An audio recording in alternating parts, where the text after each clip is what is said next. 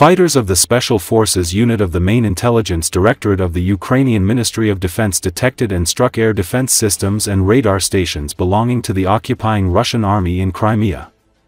As a result of kamikaze drone strikes, a 98L6 AP radar station of the S-400 surface-to-air missile system, the Utyos-T radar complex, the MICE-M1 coastal radar station, the Glonass global navigation satellite system complex, and the RT-70 radio telescope were blown up and destroyed.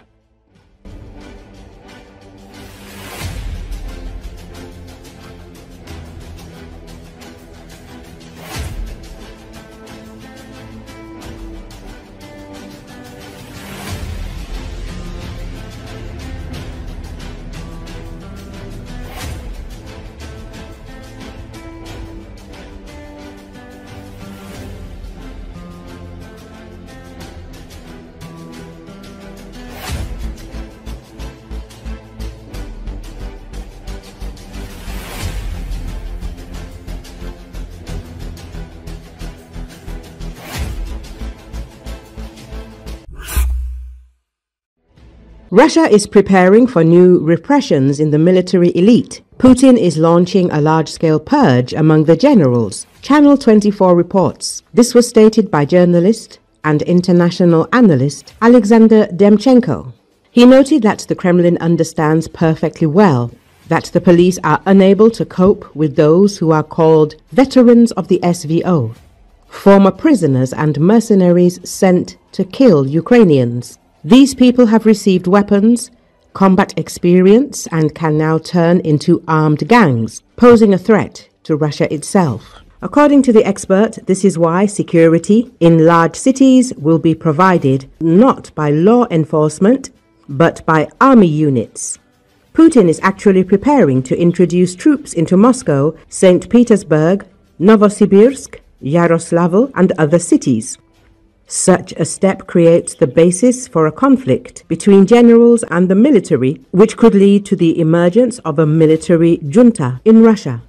He explained that Vladimir Putin is actually creating the ground for a future conflict between the generals and the military. In this way, the Kremlin is preparing the conditions for the emergence of a military junta. Therefore, Putin faces a choice. Either destroy his generals who are turning into competitors in the struggle for power, or try to control them. I am convinced that Putin will begin repressions against the generals, will arrest and imprison them. Timur Ivanov is already in jail. The deputy chief of the general staff is also in jail. Other generals are under arrest. This is only the beginning. The flywheel is spinning. Sergei Gerasimov will also be imprisoned because he does not need the old generals. All the failures will be blamed on him, although he was initially against the war. Demchenko noted.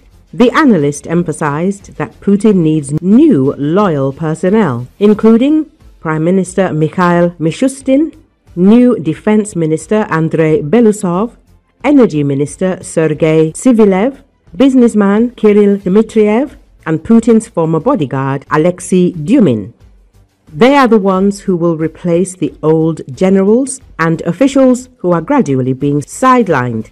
Demchenko noted that the situation at the top is heating up. The military has only two options: to submit and wait for repressions, or try to create a new Prigozhin and rebel. The FSB already controls the army and arrests officers en masse, which increases tension. The generals have only two options: either let Putin eat them, or create a new Prigozhin themselves and organize a mutiny, or a military coup. There is no other way.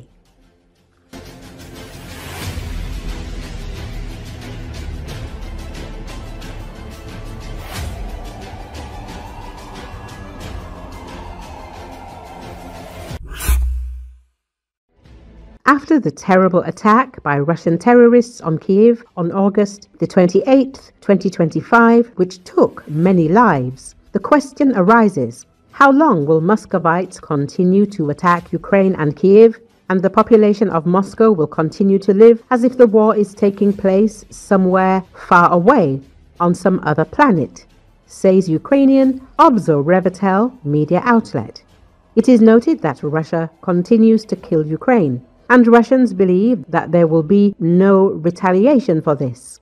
It is necessary to dispel the illusions of Muscovites that Putin's war in Ukraine will take place only on our territory.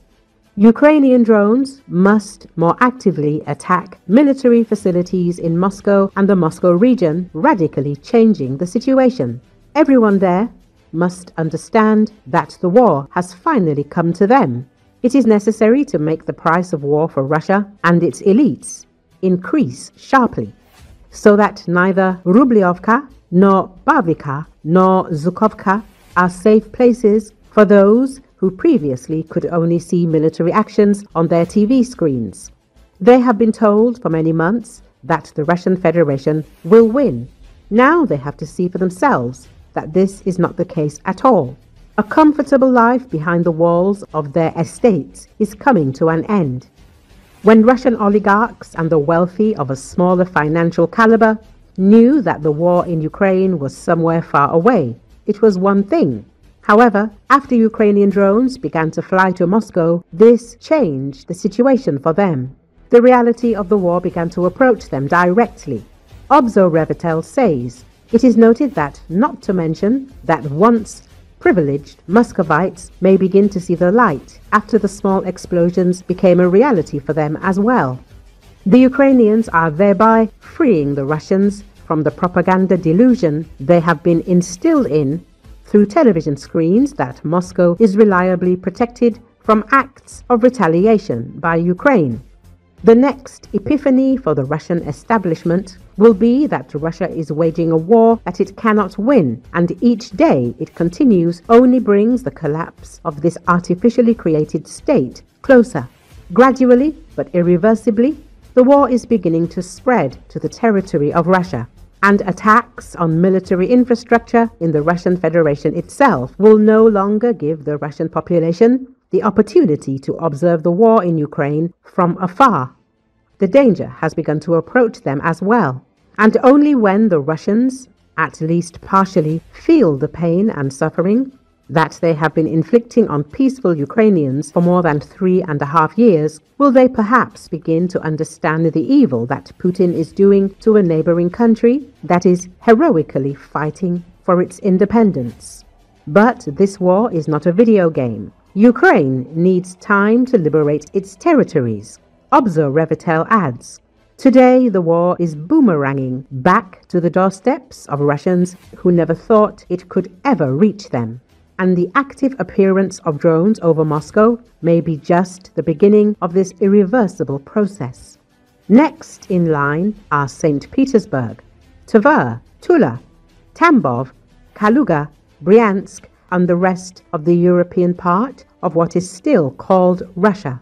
Next must be the arms factory in Tula, the Smolensk aviation plant, which also produces radar systems, missile systems, and other military equipment, the Votkinsky plant in Udmurtia, which produces ballistic missiles, and the main manufacturer of small arms in Russia, the Kalashnikov concern, which includes several enterprises, including the Izhevsk mechanical plant and the Zala aero company, which develops and produces drones.